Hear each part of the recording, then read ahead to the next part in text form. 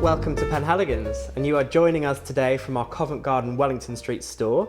My name is Dom, and I'm the Education Manager and Brand Ambassador for Penhaligon's, and I'm joined today by... Alexandra. Hello everyone. I'm the Communications Manager at Penhaligon's, and Dom and I are going to talk about our lovely fragrances today. In fact, these two that I have right here, the Favourite and Blenheim Bouquet, which are part of the British Tales collection. So let me tell you about the British Tales collection. It started in 1872 with our first fragrance Hamam bouquet, inspired by the Turkish Hamam William Penhaligon worked in.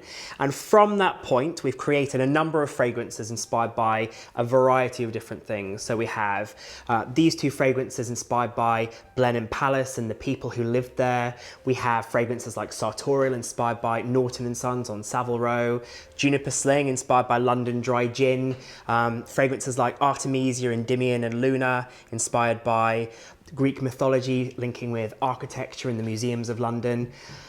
Many different things inspired by beautiful and quirky aspects of British culture and life.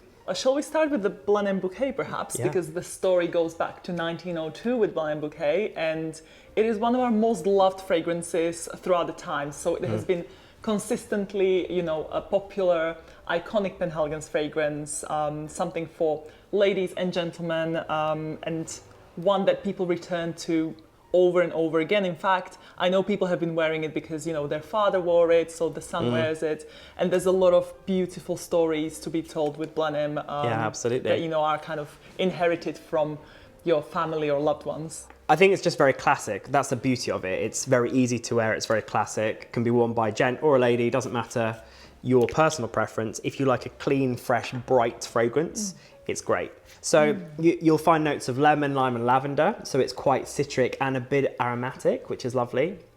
You've also got some black pepper, which goes actually straight down into the base. You don't have any specific heart notes in this. So other than the lavender, you don't really have a floral. And then you go into a bit of pine and musk as well. So quite green and woody.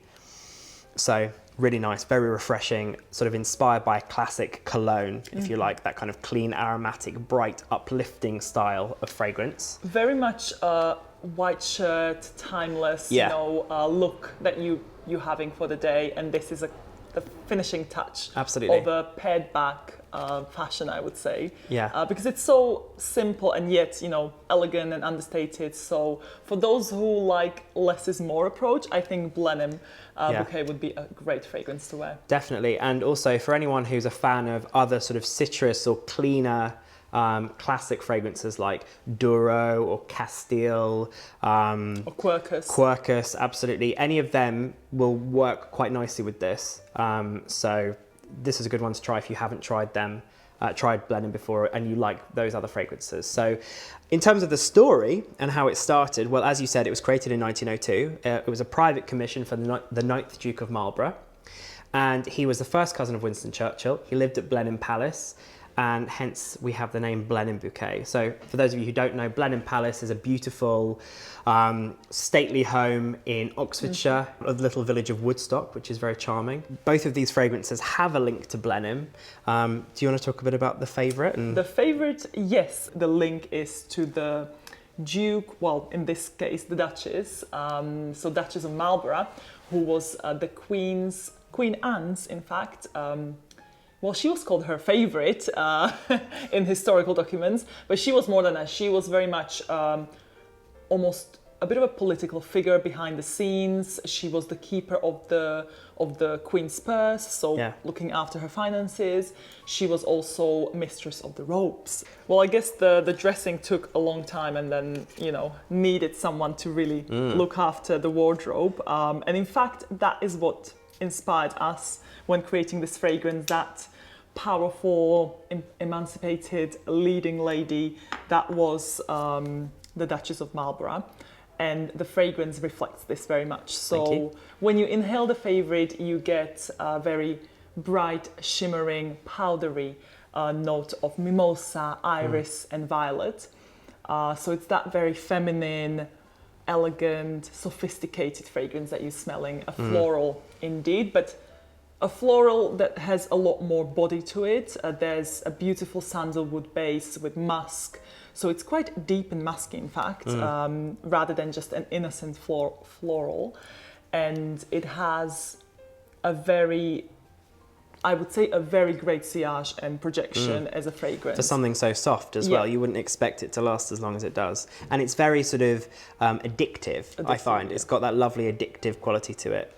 Yeah, very beautiful. Yeah. Very, I think grabs your attention really. I think you only need a little spritz of this because it goes a long way, and it is a powerful fragrance for very powerful characters, I would say. Absolutely. It reminds me of sort of like powdered wigs and satin and silks and very decadent. Ribbons. Absolutely, yeah, really, really beautiful. Hence the oversized pink velvet ribbon that we chose to put on the bottle, which actually harks back to the Penhaligon's heritage of using ribbons to secure the caps on the bottles back in the day where we didn't have sprays, and you just wrap it around and, you know, have your fragrance splashed in your palm of your hand. So it's a nice story to kind of finish off the bottles. Yeah, absolutely. And in terms of comparisons for the favourite, I mean, anyone who likes fragrances like Artemisia, Orange Blossom, even fragrances like Bluebell or Lily of the Valley, nice references here. Anything sort of powdery and quite soft, then this will be a lovely one for you to try. Even Elizabethan Rose, actually. Yeah, indeed. Yeah. So yeah, there's a lot in the British Tales collection that you might want to explore once you've had a sniff of Blenheim Bouquet and the favourite. So that will be perhaps the next chapter. Yeah, absolutely. So, well, thank you very much for joining. Don't forget to subscribe to our channel and comment below, and we will see you next time. Bye!